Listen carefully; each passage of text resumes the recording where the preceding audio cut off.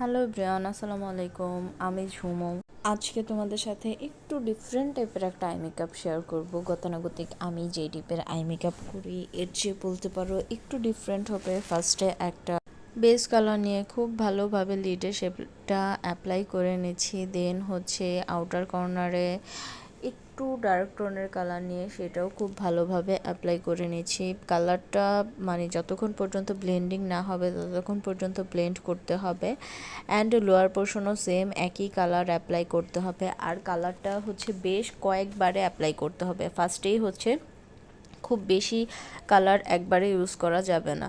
দেন একটা ইয়েলো টোনের শিমার নিয়ে খুব ভালোভাবে ফিঙ্গার দিয়ে আমি অ্যাপ্লাই করে নিয়েছি। তারপর সেম কালারটা দিয়ে আরেকটু আউটার কর্নারটা আমি পপ আউট করে নিচ্ছি। অ্যান্ড ওভারঅলে পুরাটা ভালোভাবে ব্লেন্ড করে নিচ্ছি, কোথাও যাতে হার্শ না থাকে, কোথাও যাতে খুব বেশি মানে কালার বেশি না থাকে অ্যান্ড কোথাও যাতে কম না থাকে, সেটা আমাদের খুব ভালোভাবে খেয়াল করতে হবে। তো আমি সেভাবেই হচ্ছে সে অনুযায়ী ব্রাশটা মানে রান করাচ্ছে অ্যান্ড খুবই স্মুথলি, খুব হার্শভাবে কিন্তু একদমই কোনো কাজ আমি করছি না। একদমই সফটলি আমি ব্লেন্ডিংটা করছি, একদমই সফটলি। লাইক মানে ট্রিট আমাদের এভাবে করতে হবে যেমন আমরা নতুন একদম নিউ বর্ন কোনো বেবিকে আমরা টাচ করছি। তো দেন হচ্ছে একটা আমি গ্লিটার ইউজ করছি এদিকে, জাস্ট ফিঙ্গার দিয়ে র্যান্ডমলি আমি ইউজ করে নিচ্ছি। এছাড়া আর কোনো কিছুই না, তোমরা দেখতেই পাচ্ছ আমি কিভাবে করছি।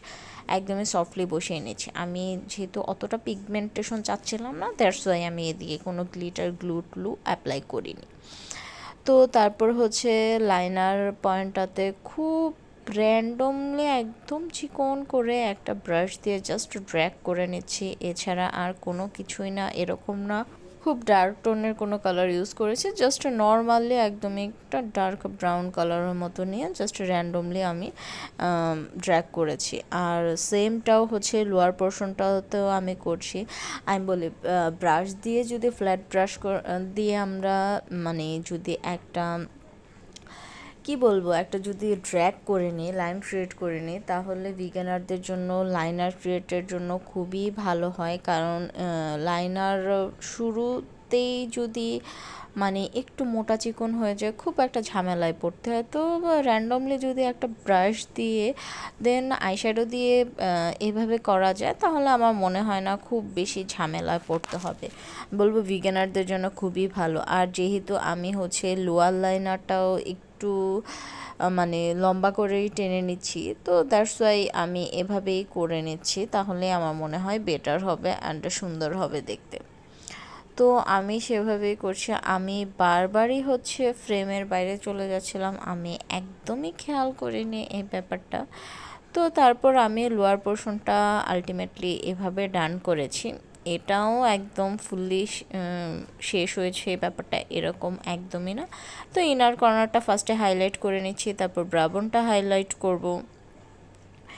অ্যান্ড তারপর হচ্ছে তো ভালোভাবে আমি inner corner and outer corner line করার পর তারপর একদম চিকন করে হচ্ছে একটা লাইনার দিয়ে লাইন ক্রিয়েট করে নেব।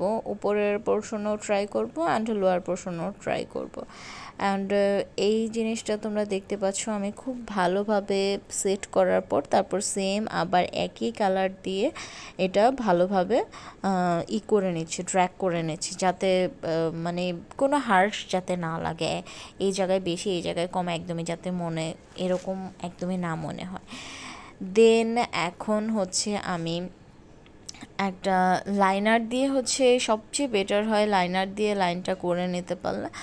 আর আদারওয়াইজ হচ্ছে তোমরা যদি ব্ল্যাক কালার কাজলও এদিকে ইউজ করো খুব ভালো আউটপুট পাবে।